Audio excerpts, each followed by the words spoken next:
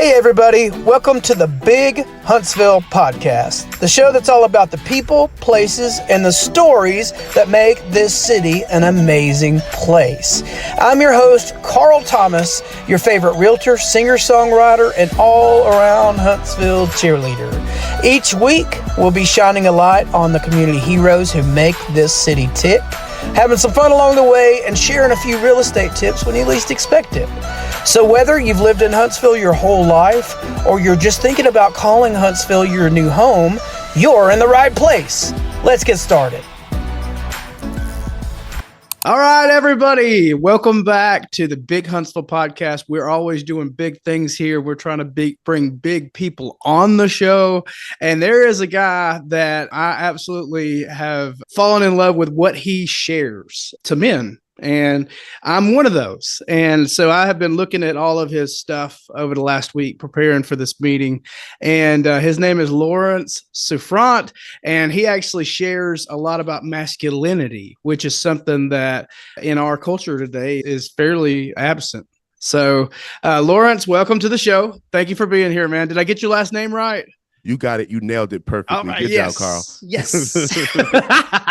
I was asking him before we started this, like how exactly you say that, because I wasn't sure and I didn't want to screw that up. So right. That's one thing you don't want to do with somebody super masculine is make them mad right off the bat. All right. So let's talk about a little bit about what you do. So just so everyone understands. So I know masculinity is a part of it, but right. What exactly do you do with that information that you have on that subject?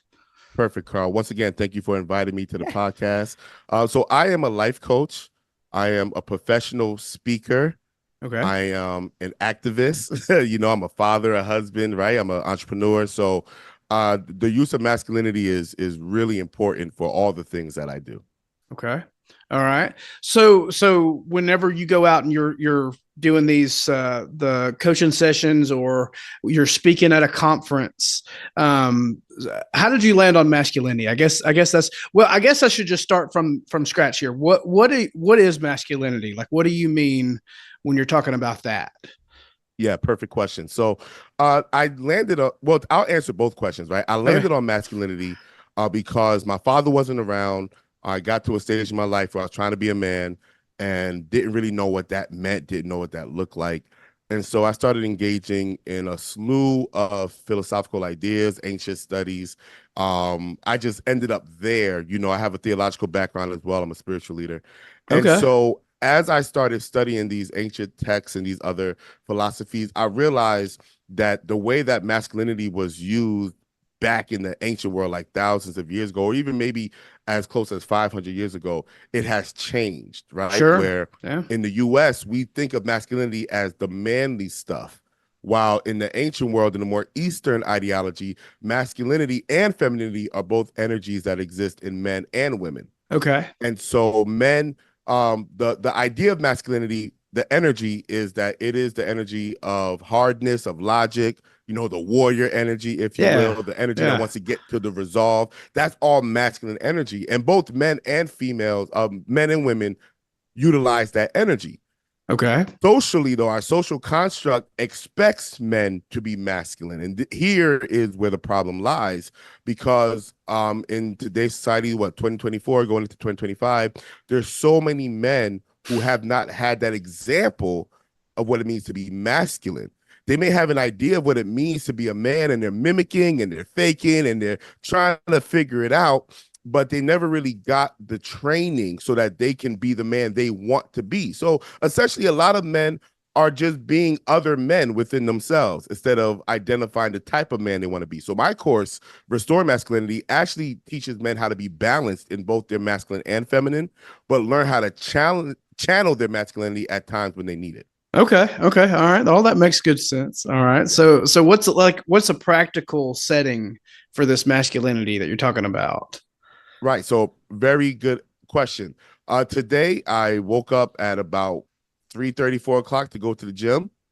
Didn't go to sleep till about 11 p.m. So I didn't feel like it. Right. But I have goals. There's a certain level of health I want to obtain to protect myself and my family. And I want to be here for a little while, right? Yeah. And so being able to acknowledge the feeling of not wanting to go but not allow that feeling to determine what my next decision will be, right? Okay. Because masculinity is not the energy of emotions. That's feminine energy. And we have emotions. We need to acknowledge that, but we don't allow those emotions to make decisions, because feminine energy is not about bringing any resolve. It's not about logic. Feminine energy is all about experience. So think about it, Carl. If every decision you made was based off of how you felt at that moment, imagine where your life would be. Imagine where your life would go. Yeah. Right. And so masculine energy is saying, okay, I have these feelings, but I have another energy that can override those feelings without dismissing or suppressing those feelings. You feel the emotions, you acknowledge it, but you override it because there's a goal that you have in mind. And when we use that term goal in masculine terms, that's just the resolve that the energy is trying to get to, that end point, right? And so that energy just helps you get there. That's all it does. It helps you get there. Okay. So masculinity has a lot to do with like your decisions that you make every day and what you're tapping into to get that decision, right? 100%. If you're using your masculine energy, because some people, they make decisions from their feminine energy, which is why they're indecisive or they're wishy-washy, because your feelings change from moment to moment. Your feelings can be manipulated, right? And so in my course, I kind of talk about that, because you can actually use that to your benefit. Knowing that I can manipulate my emotions, that means I could really channel whatever emotion I want to desire at the very moment once I learn how to manipulate it within myself. Right. But when you use feminine energy as a decision maker, you find yourself sometimes making temporary bad decisions. You know, like you would have never made that decision had you just taken some time to think, process, and kind of go through that logical aspect. Sure. And so a lot of men, instead of being comfortable in their feminine, they suppress it. And what that does is it leads to toxic relationships, because you need that emotional connection to have the intimacy that you're looking for. And when you suppress those emotions, you end up being passive aggressive. It starts to come up as like cancer and autoimmune disease in your body. Like there's a whole lot so you don't want to suppress those emotions. Yeah. Well, okay, so basically you're not saying either side of your personality when it comes to these two emotions or these two types of drives. Neither of these two are negative, right? Like okay, because I could just imagine if I was a female watching this and listening to you, I would probably start to get offended about what you're saying, because I would feel like, well, what is wrong with the feminine, personality side? Like there's nothing wrong with it, is what you're saying. Nothing wrong at all. There's a perfect balance that should be there. I'm sorry, Carl, not to cut you off, but a lot of guys, because they don't know how masculine energy works, Sure. They settle for presenting as masculine instead of actually channeling masculine energy. Yeah. What that means is they do all the social construct stuff to look masculine. So they get the car, they wear the clothes, they do, and they look what we would call masculine. They look it, but deep down inside, man, they're so emotional, including anger. Anger is an emotion that we think is masculine, but it's still feminine. Well, you know what? When I am in traffic and somebody cuts me off and that rage goes across me, I always try to remember that I might just pull up on a car and have somebody like you sitting in it that I do not want to make mad. So I try to get my mind to slow down in those moments, because that is not masculine. Is you raging at somebody, or I think a lot of times we call it like the Napoleon complex, and for whatever reason, a lot of times you'll find a lot of people who go into like law enforcement or some authority type position who kind of have that mentality and that personality, and it's just clear as day, that they are not that real person that they're trying to be, sticking their chest out, all that kind of stuff. Exactly. So what I guess, let me just use myself as an example. Say I want to increase my masculinity. What are some tips for someone like me who really wants to tap into that side of mentality? Well, Carl, the first thing I'll say is definitely register for the course, right? The course, yes. I go into great detail as to how this works, but just some simple things to kind of help those who may not be ready for such a course like that. Something as simple as participating in a martial art. Sure. Right. When you participate in a martial art, because I do Kung Fu as well. Right. Wow. And when you're doing a martial art and you're learning the art of warfare, you realize the level of strategy and logic that's necessary to win a fight. not about how strong you are or how fast you are. All of that, it works if you know how to use it. Sure. Right. Or another way that you can, but when I say that, what I mean is getting into that martial arts and getting comfortable with the energy that is necessary to become better in the art. Yeah. Right? Because if you've never done it before, yeah, you're gonna get beat up a few times, slapped around, flipped, and dropped, and that feminine energy is gonna kick in like man, and you might end up quitting, or you might end up doing something stupid because your ego got hurt, right? Sure. But when you can go there and go through that experience and say, okay, why did this keep happening to me? Right? That's that masculine starting to increase. Like, how come I can't block this? Or why do they keep hitting me with the same move? And so now you're putting yourself in a condition where your masculine energy is being channeled, but it's safe. You're not actually in warfare, but you're in warlike conditions. And so another thing is even engaging in chess, right? I played chess as a guy I've been playing chess with for the last, 10 years? We played over 500 games.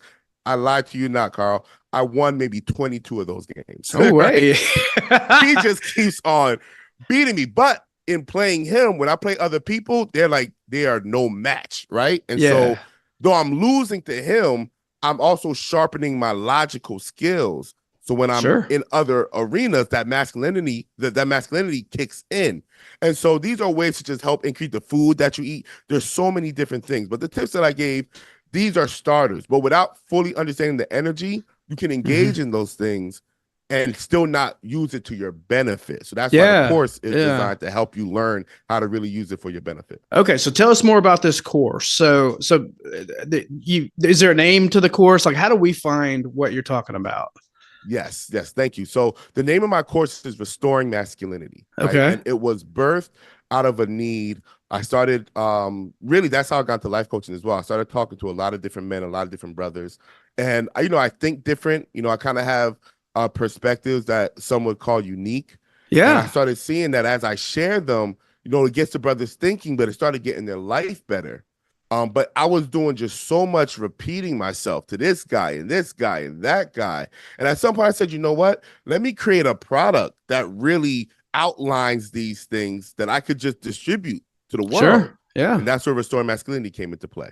Wow. See, and I've never heard any of these terms being used. When I thought masculine, I thought of that Napoleon complex guy who's trying too hard. Actually, when I think about masculinity, there's always some guy that will pop up in my head, and there'll be this respect, because you and I talked about this before we started the show, is you didn't have a father figure that was just kind of just there in a big way in your childhood. And you're probably like me. You got around these other guys who they just respected their dad so much, and their dad was everything. And I was always a little jealous of those kind of guys, because they would just be so proud of who their dad is. And fast forward in life, they still think that way. They still think that, their dad was just such an incredible guy. And I think that we could have that kind of influence if we knew how to tap into whatever it is that person did, back in the day that, caused their kid to think that much of them. But so if the folks that are watching want to find your stuff one more time, what is the website that they would go to? Like, how do they find you on the web? Okay, thank you. They can go to www.lsmasculinity.com. All right. Right. LS Masculinity. They can also go to www.lawrencesouffrant.com. Okay. My name's not even on the screen. I failed. I should have put my name. No, we'll take care of that. The production team got you on that one. Oh, perfect. Yeah. So you go to www.lawrencesouffrant.com, and it'll actually send you directly to the LS Masculinity website. Okay. And it's just amazing. I talk about how men need a code of ethics for themselves. Sure. I really dive deep. Well, it's introductory for me, but it's deep for those who've never heard these concepts. Yeah. Because you can really get control of your life, man. Because I truly believe, Carl, that the creator, whatever reason that we're here, is not to stress, it's not to be killing ourselves, but it's really to live the best life that we can live. Yeah. And the only way we could do that is if we take control over our own life. That's the only way we can do it. We can't. Yeah. Nobody's just gonna give it to us, you know. Well, no one likes feeling out of control. I know when I have that incident in traffic, I do not like that feeling. I definitely, especially when I don't handle it the right way, I don't like myself for the rest of the day. And I wish I would have done all these different things or could have controlled that. And so you're trying to teach us how to take control of what's inside of us. It already exists. Just tap into it, which is awesome. Yeah, because as within, so without, you know. So if your internal peace isn't there, the world around you won't be at peace neither. Yeah. Man, Lawrence, I'm so proud Huntsville has you, man. I think it's so awesome that you're based out of Huntsville. You are the reason the show was created, because we want the rest of the city to know and the rest of the world to know that these things exist, these people exist, these ideas exist, these amazing things are here in Huntsville, which is so cool. I'm so glad you're here. Well, thank you everyone for checking us out. Don't forget to check out his website, which is, I'm sure, at the bottom of the screen right now. So you guys get on www.lsmasculinity.com and sign up for his courses. Tap into what's already there. Tap in, learn how to actually reach what's inside of you and use it to your benefit. All right, guys. Thank y'all so much for watching, and we will catch you next time on Big Huntsville Podcast. Thanks for tuning in to the Big Huntsville Podcast. If you've enjoyed the stories, the laughs, and maybe learned a little something new about our amazing city, remember, Huntsville isn't just a place, it's a community. And we've got some of the best folks around. So if you like today's episode, please don't forget to subscribe and share it with a friend. And if you got a local hero or story you think we should highlight, hit me up. I'd love to hear about it. Until next time, I'm Carl Thomas. Keeping it fun, keeping it real, and always keeping it big here in Huntsville. Catch you later.